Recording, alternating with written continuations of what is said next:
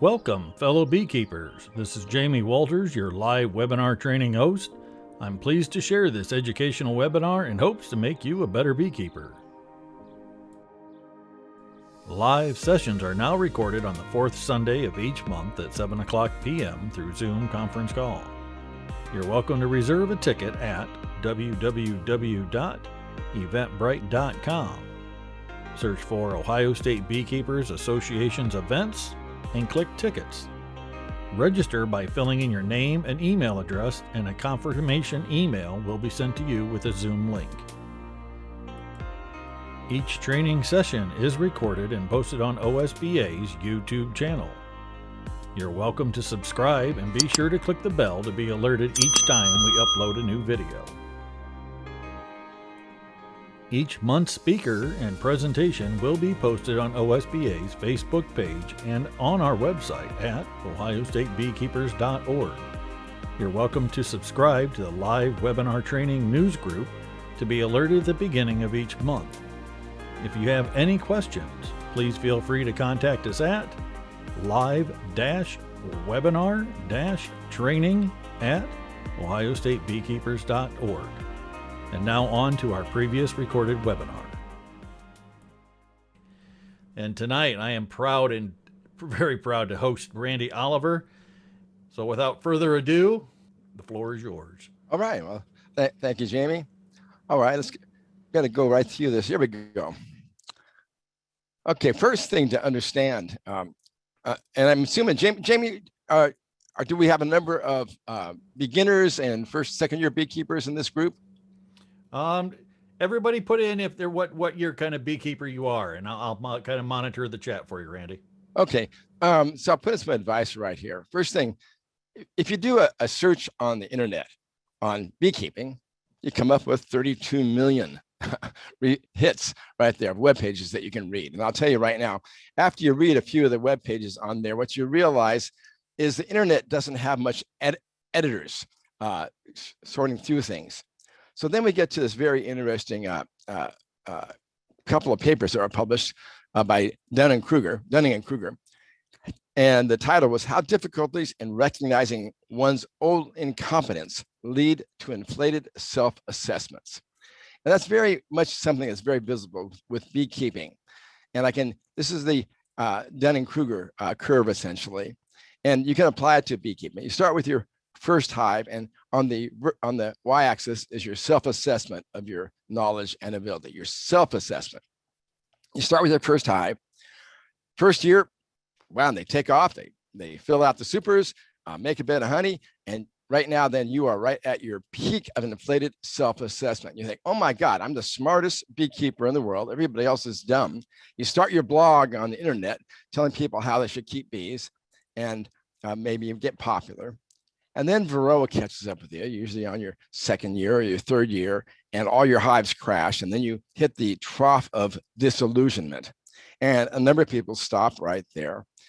Those that get back on the horse then get on this slope of experience and enlightenment. And this depends a lot on your willingness and ability to learn. There's a lot of first-year beekeepers who have been keeping bees for 20 years. They just never, ever learn. They buy packages every year and they die every year, and you buy new packages in the springtime. Those that start to learn actually slowly start to master the craft. And the beauty of this is that this slope never plateaus. I've been keeping bees for well over 50 years, and I have more questions now than I had when I started. And that's the beauty of beekeeping. There's always stuff to learn with it. And Randy, we're on the slope of enlightenment. 3 to 10 years is on the average. Okay, great. All right, so let me tell you the rules of beekeeping from the bee's point of view, as opposed to any human being's point of view. The first rule is they need a warm, dry cavity. And as the honeybee, Apis mellifera, moved out of Africa and up into Europe from a tropical environment to a temperate environment, it became a cavity nester and uses that as its heated home. So they maintain this tropical environment all year round, even during the winter, the tropical temperatures. From a management standpoint, that's pretty easy. Pretty much any kind of box will work. And the bees really don't care whether you are using Langstroth or top bar or Wari or horizontal or any kind of box, just as long as it's a warm, dry cavity.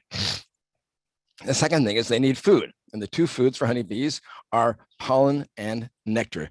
The nectar being the carbohydrate source and the pollen being the protein, vitamin, mineral, and lipid source. From a management standpoint, if you have two choices, you can let your bees, if the area there's not much floral resources at a certain time of years, just leave them alone and they will dwindle a bit. They'll go into survival mode. And then they will start to recover when there's more pollen and nectar coming in. Or you can move them to a better pasture. That's what migratory beekeepers do. They move their bees from pasture to pasture. Or you can do supplemental feeding. You can feed them pollen sub and or sugar syrup to take the place of nectar. So from animal husbandry, that's what the beekeeper can do. And the third thing is dealing with parasites. And every species has parasites.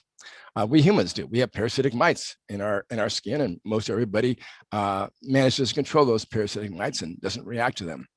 The European honeybee has a novel parasite, and we're in the middle of this evolutionary adaptation as it adapts to the varroa mite and the varroa mite vectoring viruses. So our honeybees now are slowly starting to develop a little bit of resistance to it, but most of us are keeping bees that do not exhibit resistance to the varroa mite. So from the husbandry standpoint, the rule for keeping bees alive is to help them manage this parasite. And that's the end of the rules as far as the bees are concerned. I'm going to go back over them in case you forgot them. They need a warm, dry cavity. They need food. They need to manage their parasites. End of rules. Anybody else who tells you anything else that's a rule for beekeeping, that's more a reflection of that person rather than what the bees care about. This is my recipe for keeping healthy hives, keeping young, vigorous queens. We all know with human beings that the females improve with age. That's not the case with the honeybee. A queen's only good for as long as she has enough stored spermatozoa in her spermatheca. And typically after about 18 months, they start to run short on sperm and they get superseded. So requeening, depending on how long your winters are, if you have short winters, you got about 1.5 years out of a queen typically. So by keeping young, vigorous queens, colonies do better. Provide good nutrition, like I said, either by moving around or supplemental feeding if necessary, and then control varroa all year long. Do not wait until varroa builds up. Be proactive and keep the varroa level down all through the year. Minimize the toxins in the hive. That could be agricultural toxins, that could be natural plant toxins, or beekeeper applied miticides. Things like dumping in a bunch of essential oils or something like that, those are all toxins to the bees. I encourage you just to keep your hives as clean as possible. And the main thing is being proactive rather than reactive. So proactive beekeepers have much better success than reactive beekeepers who wait till there's a problem and then react to it. So my suggestions are, first thing, just practice basic animal husbandry. Honeybees are a warm-blooded animal, about the size of a cat or a small dog, and they have the same kind of management needs that other livestock do. Second thing is copy locally consistently successful local beekeepers. Beekeepers who have learned what your nectar and your pollen flows are in your area and management plans that work. And by successful, I don't mean you're the loudest beekeeper or the one who runs the meetings. The way you can tell a successful beekeeper is their biggest problem every spring is they have too many bees and they need to get rid of them. So if somebody is getting rid of bees, selling bees, or giving bees away in the spring, they are successful. If anybody's buying bees to replace, to restock their operation, they are not a successful beekeeper.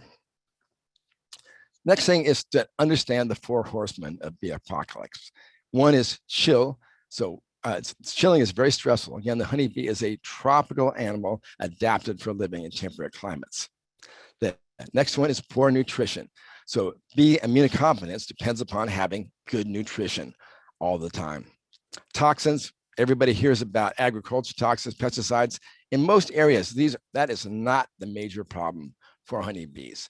The major problem typically is varroa management rather than agricultural toxins. And then parasites, mainly the varroa mite, but there's also other parasites like the foul broods and chalk brood fungus, that nosema, that also can cause problems. Then the main thing I would do is base all your management decisions upon the biological needs of the colony, rather than what somebody tells you what to do, or rather than what the books tell you to do. And the way to do that is to learn to read the combs. Look at the combs, and the bees will always tell you exactly how they're doing and what they need. And I like this quote from Tigner Edwards back in 1920. And the short version here is, and so the best bee master is always the one who most exactly obeys the orders from the hive. And that's the best beekeepers, are those that prioritize their bees and act as a servant to their bees to make their lives of their bees easier. So one of the things to understand is the ecological niche of the honeybee. Ecological niche is the business model of an organism.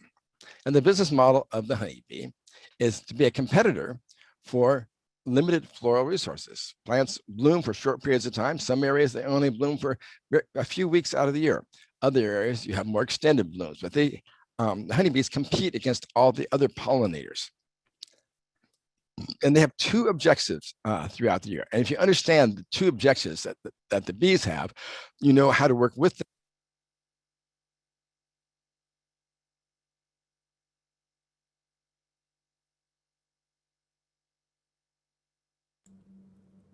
One second, Randy, you're on mute. You just muted, or your audio got lost. There we go. Nope, I just have I have a new right. a new headphone, and has this really handy mute button that rests in my lap, and if my hand moves, All right. I touch it. Okay, I'll move that. Okay, so honeybees, it's all about storing honey. The second thing is once they've stored enough honey, the only thing left to do is to reproduce, and they do that by rearing drones and sending out swarms. So understand the two main things the honeybees want to do is to store honey and to swarm when the times are good in the springtime. The way the honeybees can outcompete their competitors, the other pollinators, is they have this huge standing army of foragers that all cooperate together and communicate and tell them where the best floral resources are. And the trick with the foragers is they just sit there unless there's a return on investment to them flying. So they don't leave the colony unless the scout foragers tell them there's something out there blooming. So in the morning, the scouts fly out first, and the rest of the foragers just sit tight until the scouts say there's something there. And what you'll notice is, like when we go to almond pollination, the almond trees bloom in the morning, and man, it's just a roar in the orchards with the bees foraging in the morning. By noontime, all the hives just sit there, and there may not be a single bee flying from any hive at all. It looks like they're all dead. What it means is they've already harvested all the pollen from the almond blossoms, and they just will sit there until the next morning when there's fresh pollen. So the bees are very good at conserving their energy and not wasting energy with fruitless foraging. Then all members of the colony are aware of the food supply and the storage capacity of the colony, aware of how much empty comb there is, and they all are either fat together or they are starved equally. Every bee in the hive is considered expendable except for the queen, who they try to keep fed until the very end. So here's a colony that's in the middle of starvation right now, and they've cannibalized the brood. They've eaten all their honey, but they will keep the queen and a handful of bees alive to keep the colony going. Next thing I understand is the queen functions as the ovary of the colony and the pheromonal center of the colony, kind of the soul of the colony. But she has other little influence on the colony. It's the nurse bees that run the show because they control the food supply in the colony. So bee management, you want to focus on the nurse bees because there's the only ones in the hive that can digest pollen and then convert it into the jelly, and the jelly being the currency of food in the colony.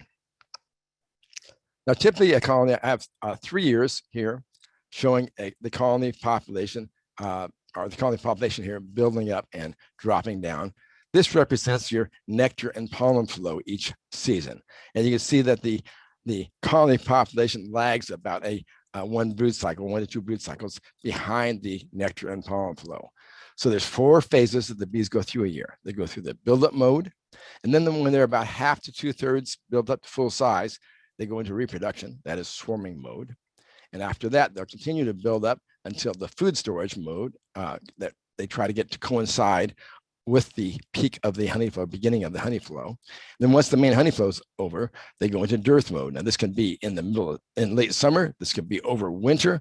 But so if you're down in southern latitudes, your winter occurs from July till maybe November, and then it rains, and then you get back into buildup mode once it starts raining.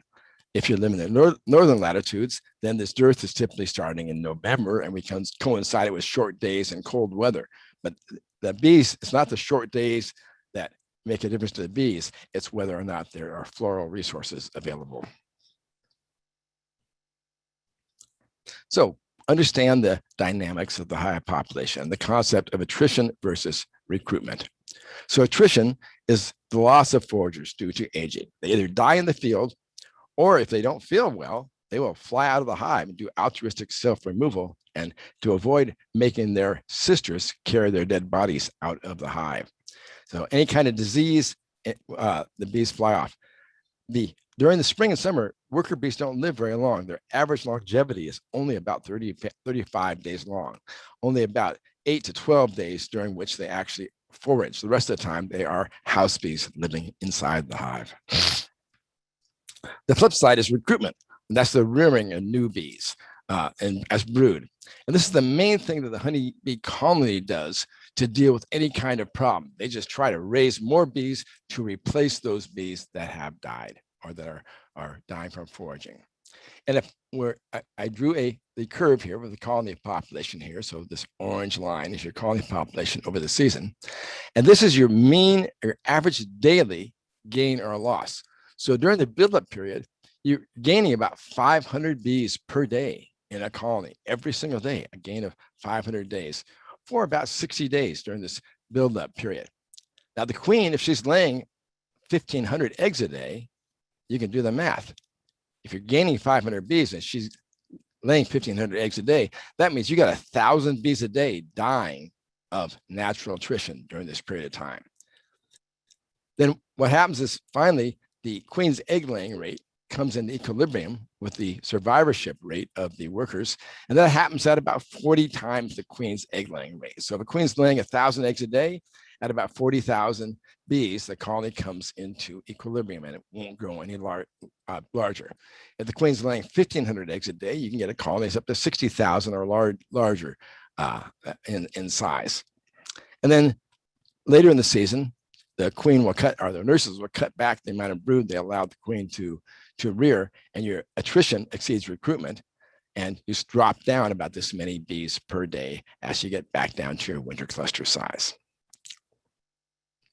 And the age structure of the bees changes throughout the year. So this is data from Lloyd Harris that I put into a colorful form from Manitoba, from colonies that he monitored. And the top of the colored lines is your total colony population.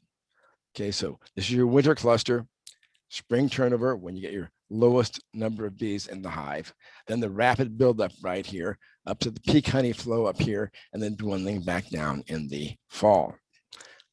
The dotted line is the total amount of brood in the colony. And sometimes the amount of brood exceeds up to double the amount of adult bees there are in the colony.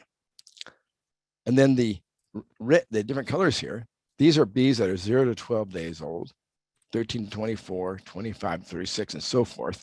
And then these are the very long-lived winter bees up in Manitoba, or places where you have a extended cold winter. So these are the bees in the survival mode that have very little attrition. You can see very little drop in their population. So during that year, the colony goes through these different biological phases. Now, if you go to my website, I've got a whole series of articles called Understanding Colony Buildup and Decline. And you're welcome to read those in much more detail. I'm going to blast through them right now with some pictures for you.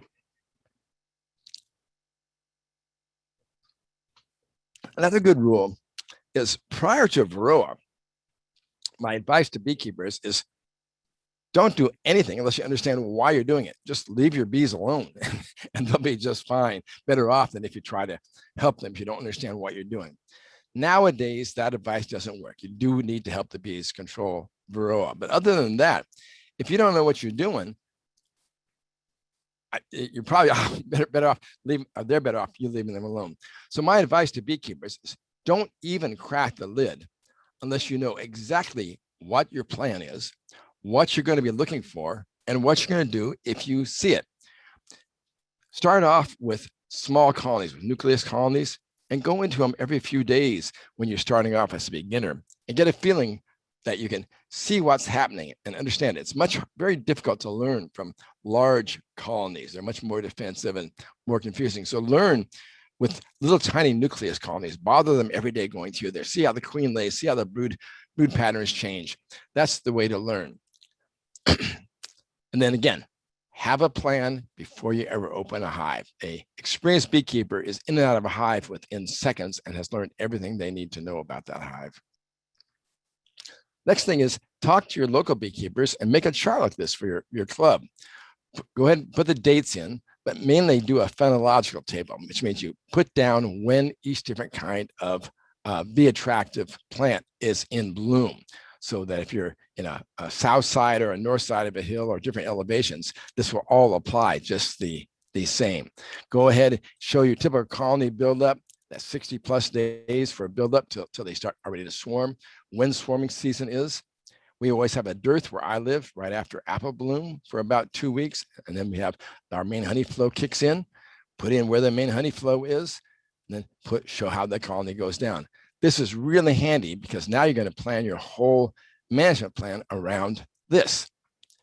You put on what you need to do at different times of year, when you're trying to avoid starvation, when you may want to build your colonies up, when you may need to do swarm management, when you're going to be looking for European foul brood, when you're looking for Varroa, when you're putting honey on, when you're going to be able to draw a comb, what you got to do as far as getting them through the winter. So a simple little chart like this for your local club is really, really handy.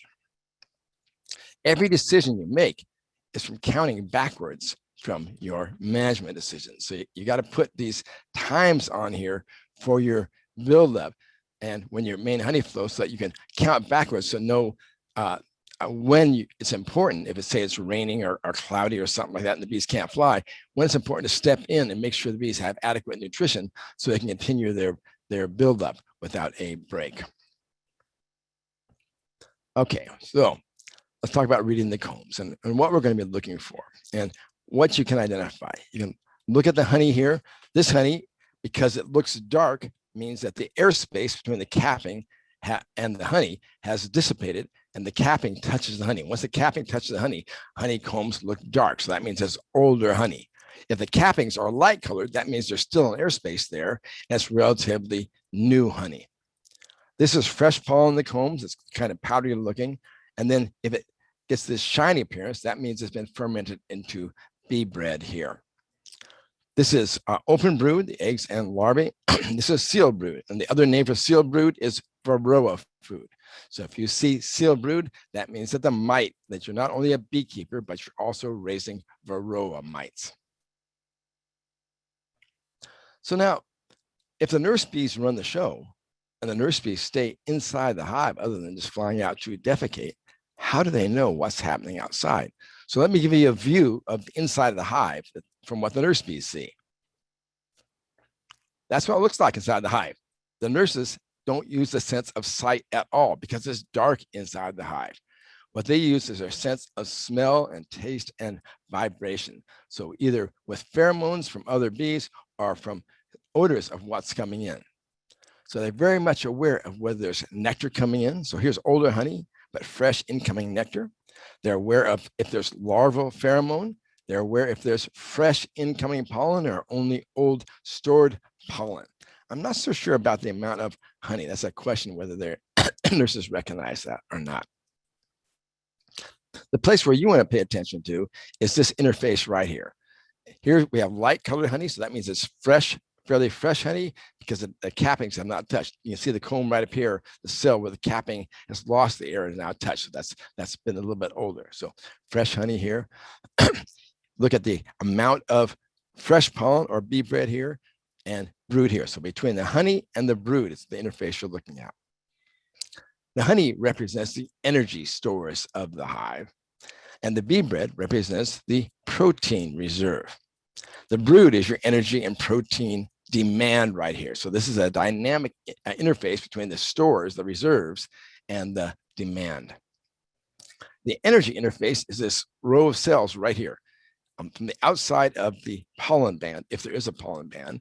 And this is either going to be a row of cells that are broken open of honey, where the bees are eating their way up into the reserves, or where they store the fresh pollen and they're pushing the brood nest downwards. So that's the energy interface. The protein interface is this band right here. So this colony has plenty of reserves because there's more pollen left than they are eating. So if they wake up in the morning, they have pollen reserves. During the springtime, they may have plenty of pollen coming in, but by morning, there won't be any reserves left, and there'll be empty cells between the honey and the brood. So that's your protein interface here.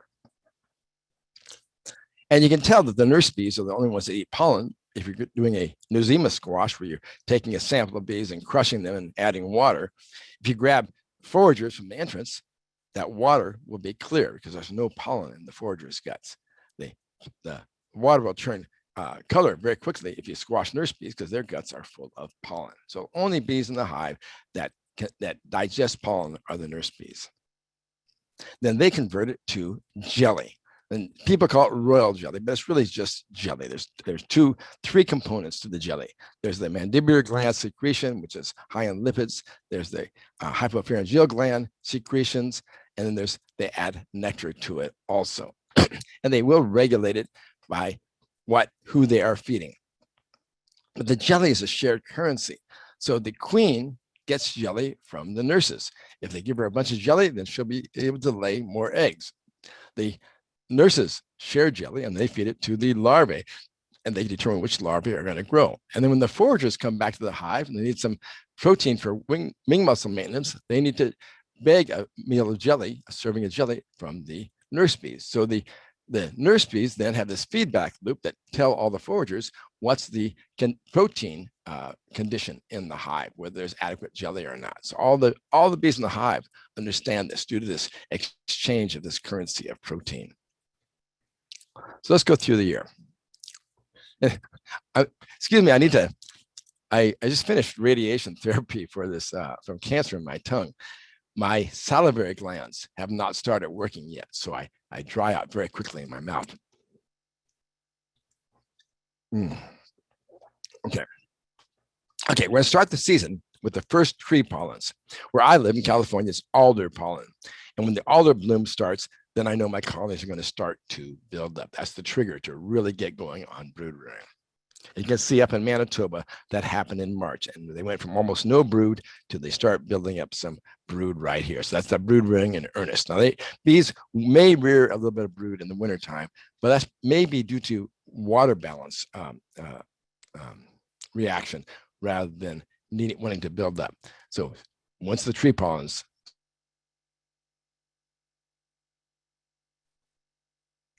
okay, so the host muted me.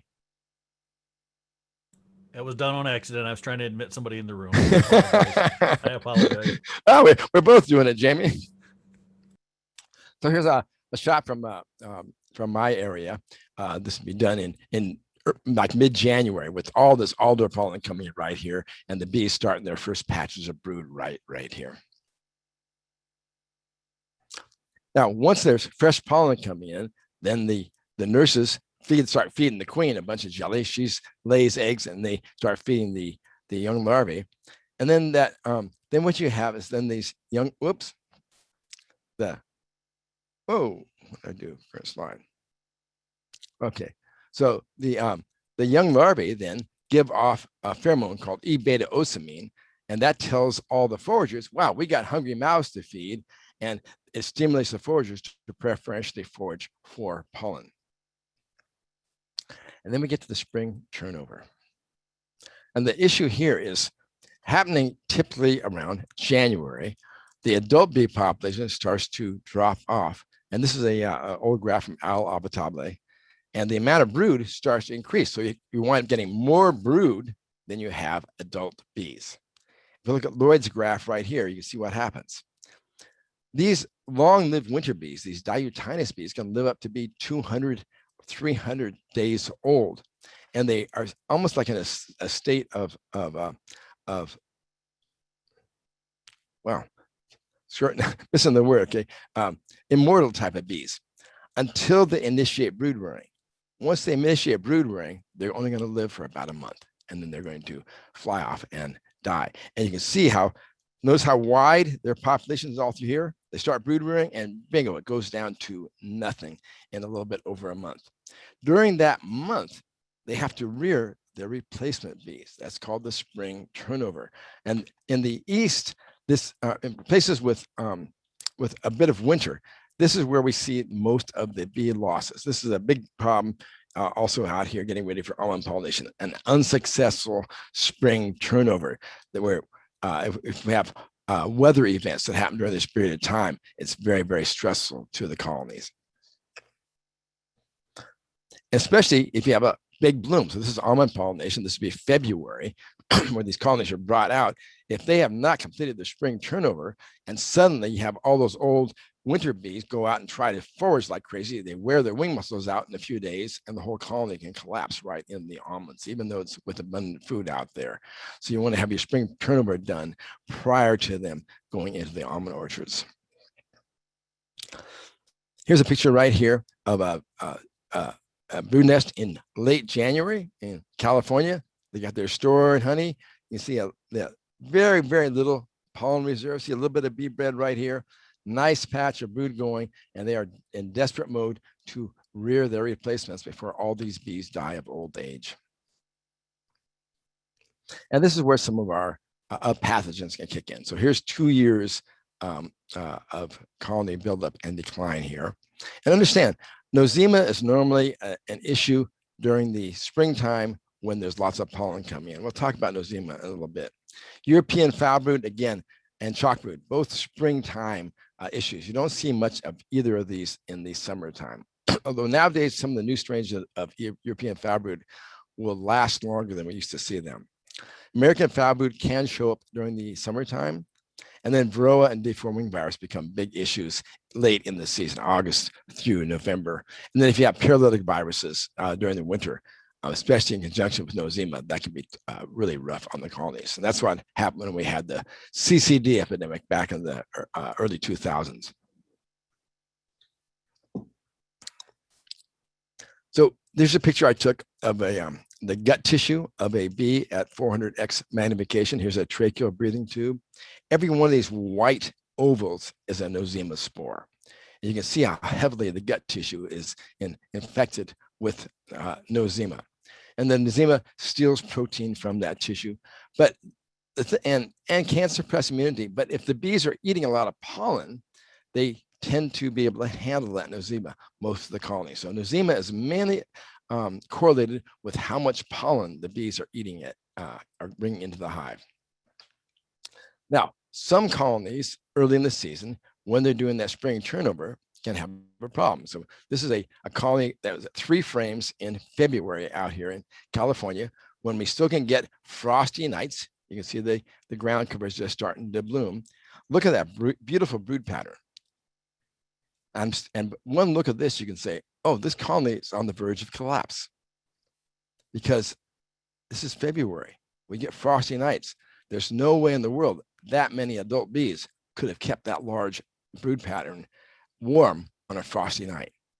So this is telling you that your attrition rate is exceeding your recruitment rate. The spring turnover here is very, very tenuous. If they get one cold night, you're not going to have enough bees to keep that brood warm. And if these bees are infected heavily with Nosema ceranae, that can be a problem. And that's what we saw early in 2000s during that invasion of Nosema ceranae.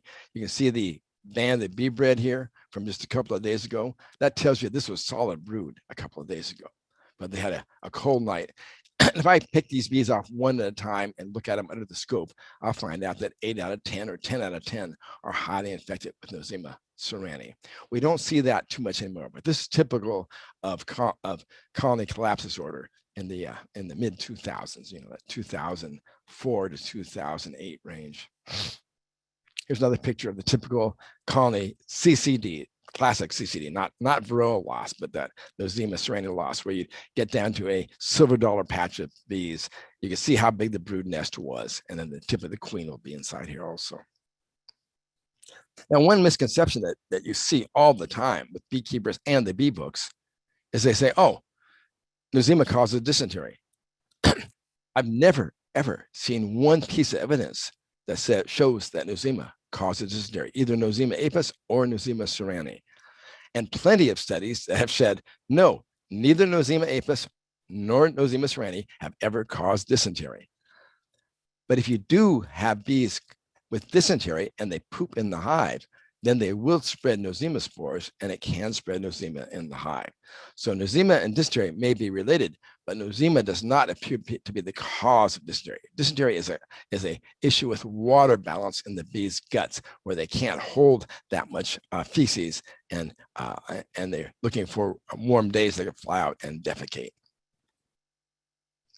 The only way you can tell if the bees have Nosema is through a microscope. So here's a picture. This is a typical bee hair. This is I've enlarged this to about 600 times magnification. There's typical pollen grain, other pollen grain, and these are spores of Nosema ceranae. They're slightly more elongated than Nosema apis spores.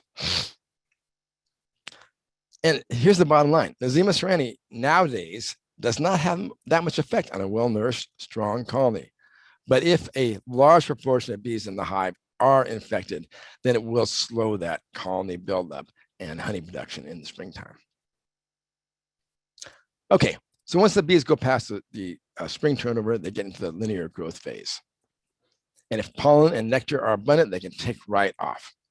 This is data from Nolan, 1925, who studied the development of package bees. He noticed that when I look at his graphs, this is linear growth. This is not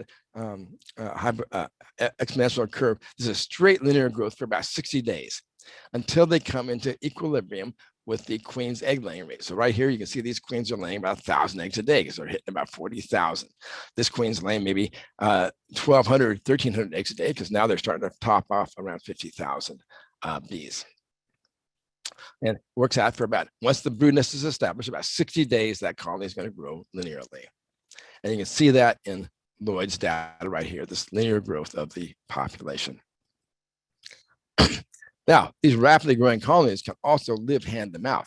They can be eating every bit of nectar, every bit of pollen they are bringing in during the day.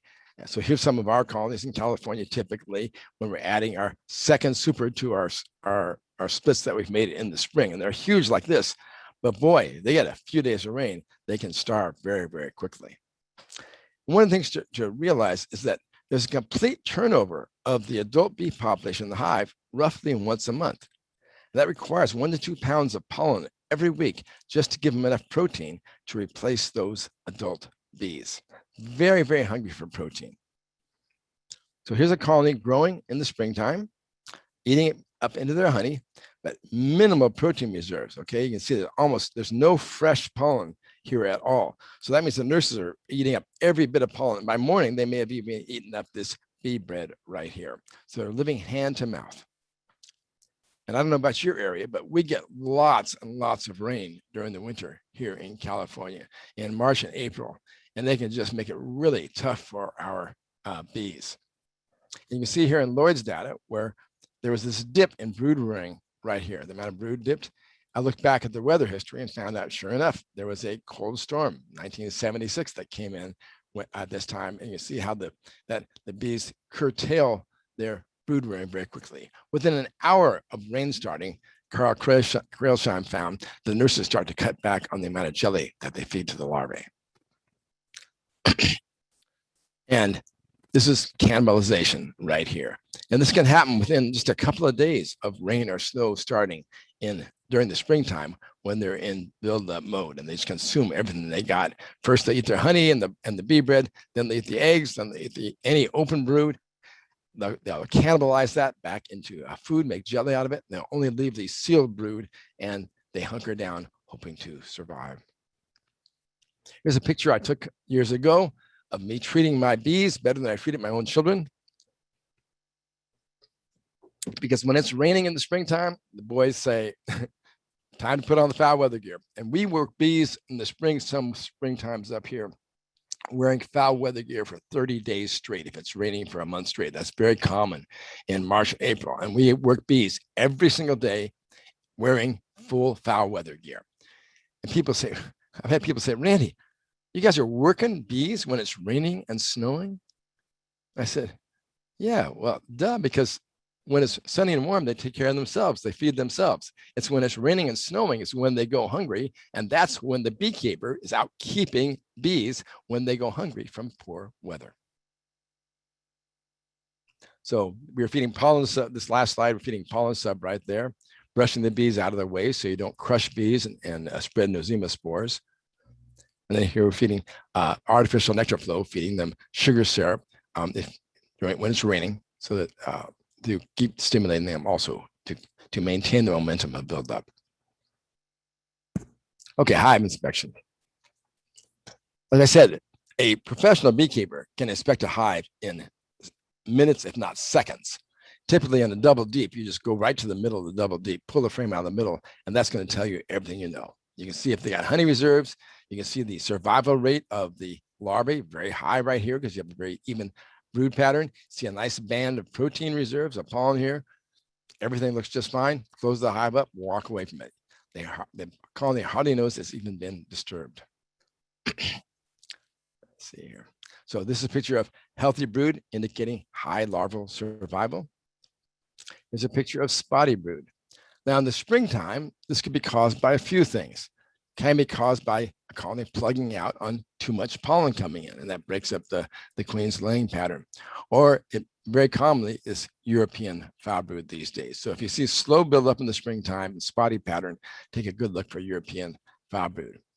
Later in the season, this is maybe a sign of pollen deficit, and the nurse bees are following behind the queen and consuming the eggs as fast as she lays them, and you get these spotty brood patterns. If you look at your brood and you see an uneven age distribution, see we have young larvae next to old larvae, that means that these larvae are dying and the queen's coming back and laying eggs next to existing larvae. This is a sign that the colony has some kind of brood disease. A good laying pattern, you're going to have an even step down of larvae from older larvae to younger larvae. You'll never see different ages of larvae next to each other. You see this sign, this is chalk brood disease, a fungus disease, very typical, where the nurses will chew off the capping, chew down a little bit, and you see this white, hard chalk brood mummy with this oval of tan right here, very typical chalk brood. No treatment for this. If it doesn't clear it by itself, typically just requeen the hive.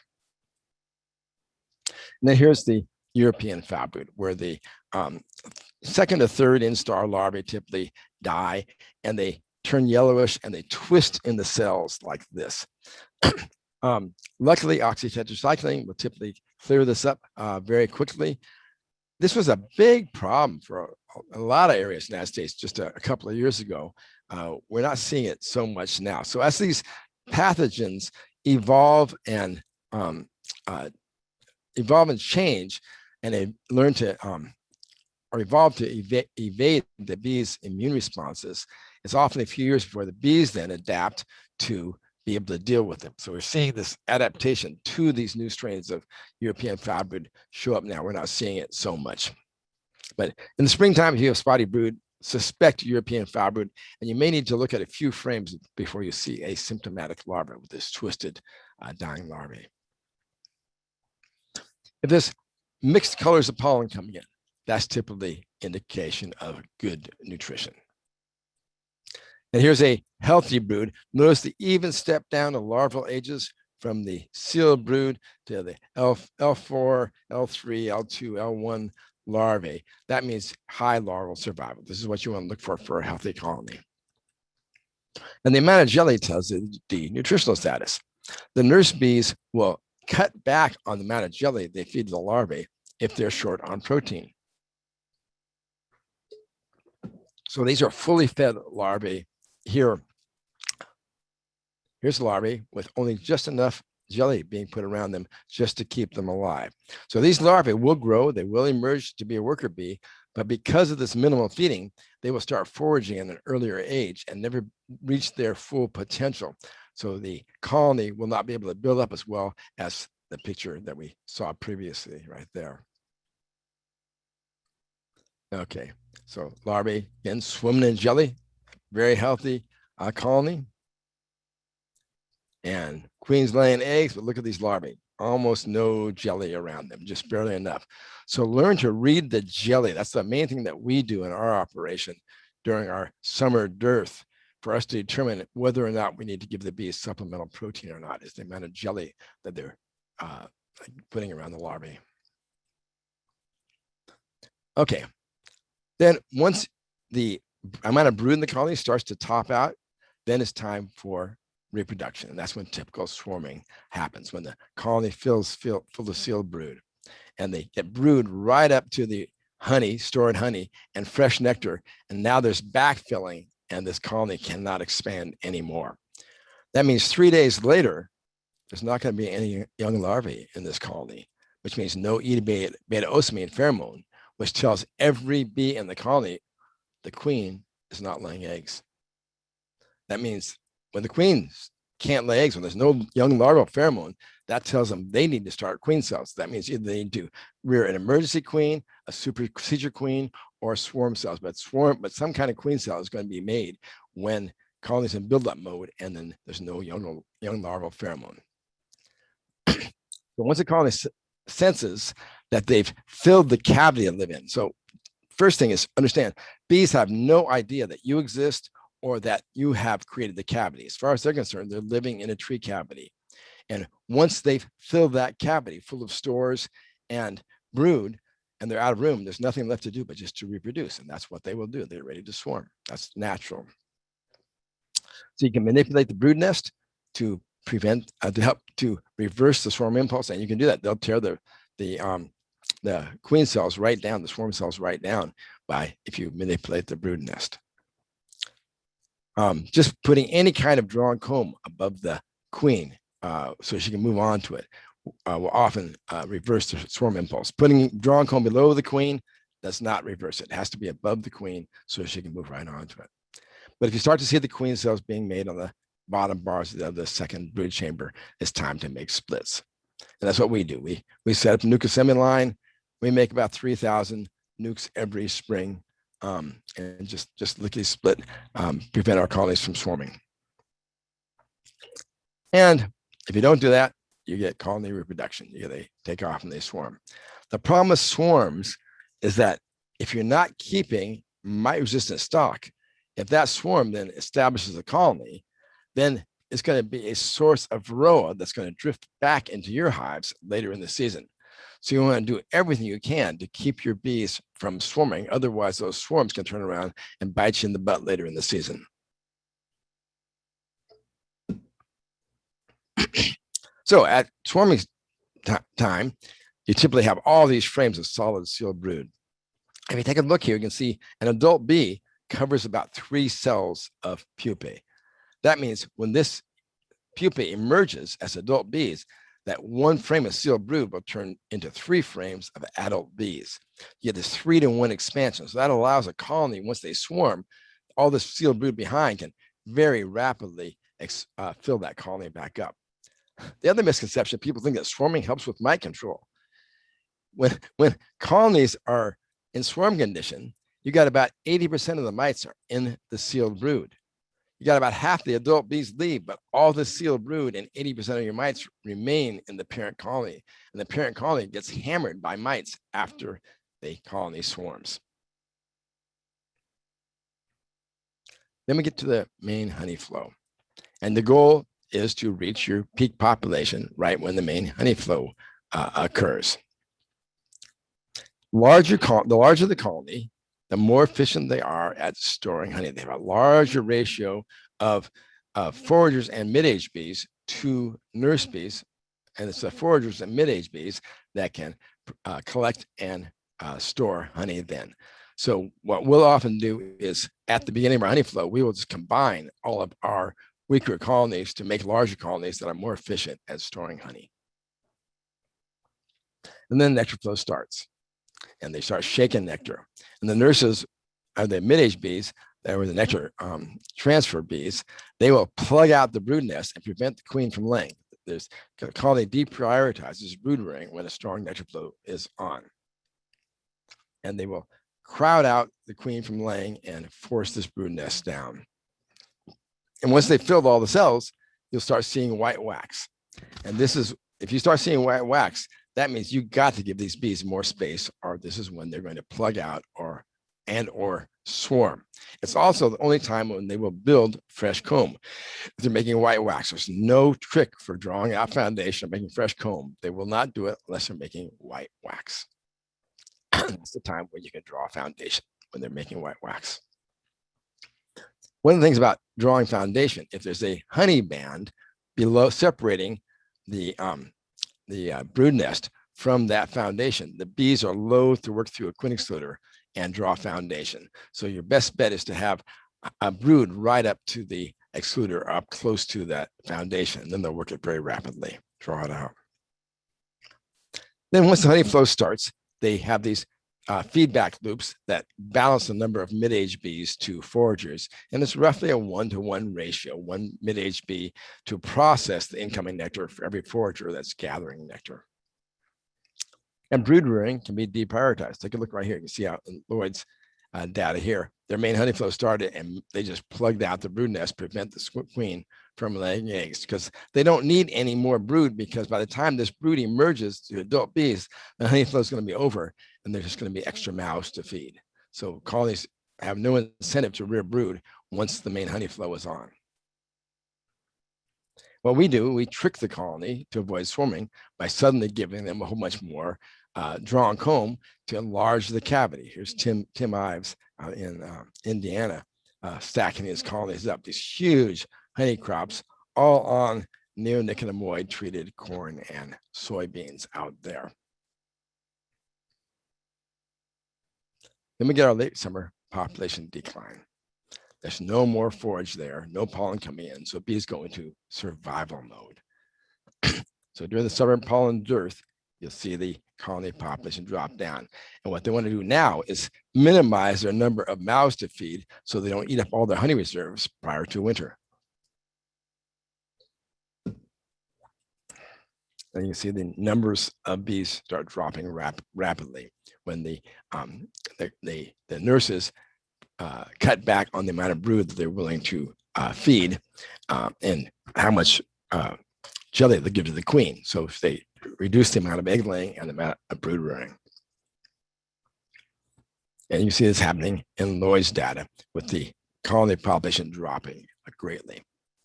And typically, November, you're gonna have a turnover, and about half your bees will reach old age and fly off and die. Get a big drop in population early November. So late season, what you'll see, this poor pattern, no young larvae. Got a little bit of nectar right here, but there's no pollen at all. So we're in a protein deficiency. So the nurses are following behind the queen, eating the eggs as fast as she's laying them. And if you wish, if you have a reason to do it, you can rejuvenate the colony with protein. Now, for us almond pollinators, we want huge colonies in February. So for us, it's worthwhile doing. But if you don't want your colonies to swarm in February, maybe you don't want to feed them pollen stuff. So again, don't do anything unless you understand exactly why you're doing it and what the consequences are. So if you're not an almond pollinator, you're going to manage your bees differently than if you want to have huge colonies in by February 15th. We should discuss Varroa, since we're all beekeepers, and some of us will be much better Varroa keepers than beekeepers. I got a freebie model you can download from my website that will allow you to figure out your mite treatments and stuff. I'm not going to go into it now, but a lot of people worldwide use this with great success, and it helps them to come up with a mite management strategy. What happens is, here's the adult bee population. Here's the amount of sealed brood in the hive. And here's the mite population. Notice the mite population doesn't really explode. What happens is, because as the number of bees is going down, your mite wash count, these numbers suddenly goes up because you have fewer adult bees for an increasing number of mites. So that's why you have this huge mite apparent increase late in the season here. And typically what you're going to do, you're going to increase from maybe 100 mites that you start with in the spring up to maybe 10,000 mites at the peak of Varroa before a colony will crash then.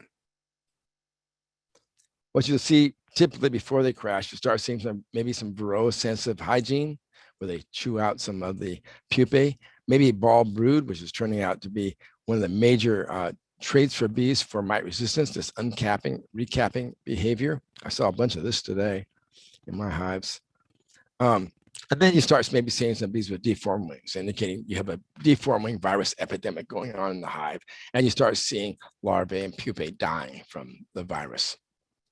And the reason is if we look at the mites per 100 bees in this red plot right here, and then look at your prevalence of the deformed wing virus and the acute paralysis viruses, they just exactly correlate. You want to keep your mite count down really low here, and viruses will not be a problem then. So when you're doing Varroa control, you're doing vector control of the viruses. And once the mite population builds up, this red area shows the percentage of infested pupae, which pupae of these sealed brood are infested with a mite. Once you pass about the 25% of the pupae being infested by a mite, deformed wing virus takes over and the colony will soon collapse. You've passed the tip point here. And then what you start seeing is signs of a colony collapsing from Varroa epidemics, deformed wings, bees unable to emerge, dying pupae, dying larvae in the cells. Parasitic mite syndrome, where it just looks ugly like this. This typically starts to happen when you get up to above a mite wash count of about 50 bees per half cup, 50 mites per half cup of bees. And finally, again, this ugly parasitic mite syndrome right here. And the sure tell when you suddenly see all your bees suddenly disappear late in the season, pull out a brood frame. If you see these white fecal deposits from the mites around the last of the brood cells, you know you had a very high Varroa count, and it was a lack of Varroa control that caused your colony to die. But before they die, there's always drift going on. And these, see the mite on this bee and the mite on this bee right here, and these bees drift all around to the neighborhood. My data shows they drift easily a half mile away in large numbers to other hives. So anybody within a half mile radius of your hives, if you're not controlling mites, is going to suffer from your high mite rates. For Varroa management, most common Varroa management technique, beginning beekeepers, is called wishful thinking, and it has never, ever worked. So control Varroa early. We use 4 mite treatments in our area in California, and keep that mite count low all year long. And your colonies will do quite well that way. Here's our management in California. We start with a low level with splitter hives in the springtime, using oxalic acid dribble, a little bit of formic acid, end of June, 1st of July, time well treatment in August, and then oxalic treatment here. And notice we never let our mite levels get high. We're working on breeding for mite-resistant bees. We want to have bees that can keep mite counts to 0 by themselves without treatment. Then in the fall, back to the bees here. The brood rearing will start again. The last rounds of brood around us, we want to have this happen in late September and October, and the bees will often store pollen below the brood nest. And you can see here with Lloyd's right here, that it's this last rounds of brood here that are going to form the bees for the winter cluster. This nice picture from Heather Matala showing that the bees that emerge on these dates in August or September, very short longevity. They die rapidly. When the bees that start emerging in late October, they have this extended longevity. They become diutinous or winter bees until they start rearing brood in March, and bingo, then they start to die very rapidly.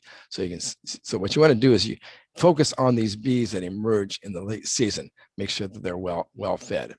So what we do is control the mites first, and then if we don't have a natural pollen flow in the fall, we will give them some pollen sub so they can rear high protein bees in the fall.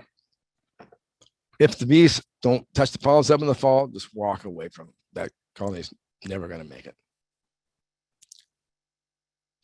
And then once you get your last frost, no more pollen coming in, the bees just shut off brood rearing right here. And you can see how the age structure changed. Instead of these bees all dying now, instead of having this rapid die off here, notice how these get wider and they remain alive through the winter. No larvae to feed. So these bees shift from being nurses to being long-lived diutinous survival bees. They fill their fat bodies, build it up very big. I suppose the foragers that don't want to carry that weight of fat bodies, the winter bees or nurse bees load up their fat bodies. And this is actually what the varroa seeks, is this food of the fat bodies here. Then we get the fall turnover, where all the bees that ever were nurses or foragers, they fly off to die. And only the bees that emerged towards the end of brood rearing, when it's tapering off, become these winter bees. Winter cluster, it may look like a ball of bees, but if you give it a puff of smoke, you can see it's actually an insulating shell of bees around a tropical core. And it looks something like this. And these insulating shell of bees never let the temperature drop below 50 degrees right here. They're all heads in right here. An airtight cluster. It actually changes the atmosphere inside. And then you have heater bees, if they want to rear brood, that can warm it up in the middle. Most of the moisture being blown out at the bottom of the cluster. Providing top insulation to hives helps a whole lot, because that's where most of the heat is lost. Okay, so you can see this low attrition of these winter bees right here.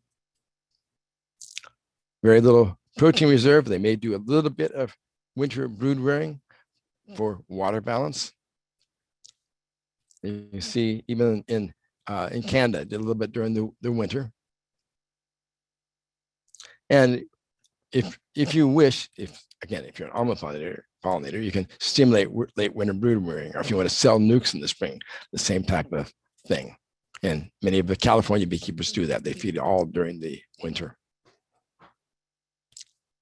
Then we get our first tree pollens again. We've just completed a year and finished the cycle. And wow, my 5 o'clock on the nose. Dang. How about that? I got a prize for that one. Okay, guys, let's do a few questions. I have a dinner engagement waiting for me right now, but I'll take a few minutes to answer some questions if you got some burning questions. Yep.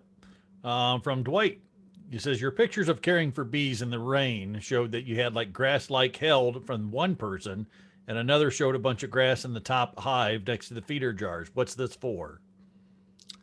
You know, it's amazing how often I get asked that question from that picture.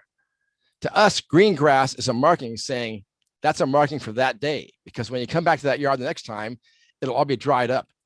So if you want to do a marking, so let's just, you have one guy inspecting the hive saying, oh, these need to have attention. You put green grass on the hive, and the other guy then can go follow behind and treat the hives that have green grass. Next time we come back to the yard, the markings are all gone because the green grass is dried up. So we use green grass for a temporary marking.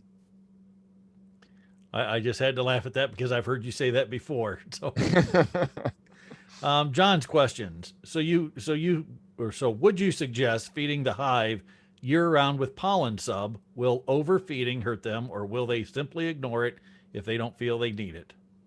Oh yeah, they'll ignore it if they don't need it. It's a waste of money to feed pollen sub if there's any natural pollen flow at all. They'll just suck the sugar out of it and carry it out of the hive. The other thing is, it costs money to feed pollen sub, and you're rearing varroa. So in August, the last thing I want to do is to give the bees pollen sub, because they would just start rearing varroa, because no bees raised in August are ever going to go into the winter cluster. So we want to stop brood rearing in August and then start brood rearing in mid-September. So we'll feed pollen sub then. But for our hobby beekeepers here in the same area, I don't make recommendations anyway, but I suggest they don't feed pollen sub in the fall, because if they feed pollen sub in the fall, their colonies are all going to swarm in the spring. So again, don't do anything unless you've thought it through and worked backwards with the timeline to see what the consequence will be. All right. When you talked about doing a swarm, how long should you check that hive for Varroa, since you said it was all underneath the cappings? That's a very good time to do an oxalic acid dribble, because you're going to have virgin queens coming out. The virgin takes about 10 days, 10, 12 days before she can lay eggs. And it's 8 more days before the first mite can go into a cell. So that means that day 18, after they swarm, hit that hive with an oxalic acid dribble, and you're going to kill almost every mite in the hive for pennies. All right. What do you recommend for top insulation in wintertime? Boy, that 1.5-inch styrofoam works really well. People talk about putting wool or straw or something and letting moisture go into it. As soon as any insulation gets moist, it no longer acts as insulation. So the last thing I want to do is use anything that's going to absorb moisture. Use something that's a non-moisture absorbent. All right. And Dorothy says, if nurse bees control the hive size, why do they still swarm? That's the whole reason for living. If you don't reproduce, your species goes extinct. I said there's only 2 things that bees live for: to store enough honey to make it through the winter and to swarm. That's what they live for. Absolutely. Explain that to teenagers. Philip has one. Any updates on the approval of oxalic and glycerin? No, it's just the people I normally speak to at the EPA, they have told me they cannot talk to me about that because I am not the registrant. So they have to. Only the registrant can ask that, and the registrant is the USDA. Now, there's a couple other companies trying to register extended release products right now, so we may have some on the market. Isidore's asked, I noted that you do not use Amatraz. Is there a reason for that? Our market, we get premium for selling our beeswax and our nukes and honey for people who would rather not have contaminated beeswax or combs. So we haven't used a synthetic miticide since the year 2001 in our operation. We run a commercial operation with no synthetic miticides. Do you have a recommendation for pollen sub? I don't make recommendations, but I do have a 4-part series coming out in the American Bee Journal, which will then be posted to my website afterwards, where I just did extensive testing on 7 different pollen subs and came to some really amazing conclusions. And I now have a freebie pollen sub calculator that I will be putting out, that people can look at the amino acid ratios and adjust their pollen subs and improve them. And I hope all our manufacturers start to do this. So I hope this will be a great benefit to the pollen sub manufacturers to show them how they can improve their pollen subs. And there was a huge difference in performance between the pollen subs, but you're going to have to wait. Perfect time to get your subscription for the magazine. One from Bill. It says, hey, Randy, what's your thoughts on mite bombs? I have a lot of bee havers in my area that will not treat their bees. Amatraz works for me in the fall till the bees are not flying due to the cold. Yeah, that's a big problem in a lot of areas where there's a lot of treatment-free beekeepers. And I don't call them mite bombs anymore. I call them mite disseminators. In Mediterranean climates, there's no robbing when colonies collapse from Varroa. Now, if you're in an area where you have a nectar flow at the time of collapse, there will be robbing. So Tom Seeley and Dave Peck did show that you can have transfer of mites at robbing. Without where we live, I got data showing there's no robbing that takes place at that time, but the mites do drift tremendously just by bee drift. So we call, in our own operation, by eliminating the high mite disseminators from all of our apiaries, so about 5 to 10% of your colonies are going to be sky high mite disseminators. By identifying and controlling those, then all the colonies keep lower mite levels. All right, we're going to do 2 more questions, and so we can get you to your dinner date. Great. What thymol treatment do you use? We use the Apiguard treatment in an 1.5-inch rim. I have details for that on my website, and we've been very happy with it in hot weather, 95-degree weather. It works great. And Sandy asked, can you please ask to have him show the slide of swapping the brood boxes to prevent and stop swarming?